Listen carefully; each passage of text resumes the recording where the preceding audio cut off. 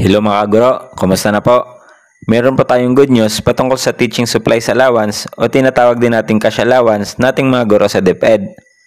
Dahil nitong hapon nga lang ay tinalakay sa Committee on Ways and Means sa lower house ang increase patungkol dito. Ang Committee on Ways and Means ng House of Representatives ay pinamumunuan ni Congressman Joey Salceda na kung saan inaprubahan nito ang bill para taasan ang teaching supplies allowance nating mga guro. Ang bagong bill na inaprubahan ng Committee on Ways and Means, ito po ay consolidation ng mga bills na inihain sa Kongreso ng mga iba't ibang congressmen patungkol sa ating teaching supplies allowance.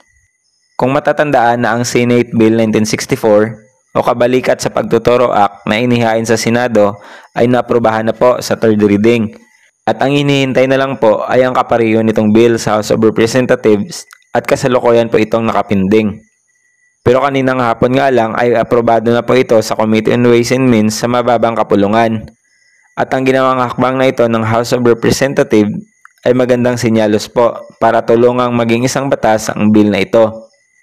Sinasaad sa ganitong bill na magiging 7,500 na sana yung matatanggap nating cash allowance nitong darating na pasukan. Pero dahil hindi po ito naihabol na maging isang batas, ay mananatili pa rin po sa 5,000 yung ating teaching supplies allowance o tinatawag din nating cash allowance. Pero sana nga ay may habol ang pag-aproba ng ganitong bill sa lalong madaling panahon para sa susunod na taon ay tuluyan na itong maging isang batas. At nang maipatupad kaagad at siguradong matatanggap na natin ang pagtaas ng ating teaching supplies allowance o cash allowance nating mga guro. So sana nga ay maging isa ito sa priority ng ating mga congressmen.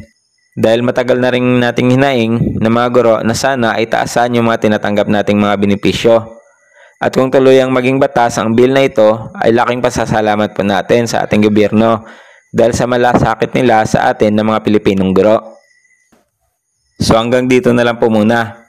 Kaya mag-subscribe na po sa ating YouTube channel at i-follow nyo na rin ang ating Facebook page para sa iba pa po nating mga update. Salamat po sa panonood.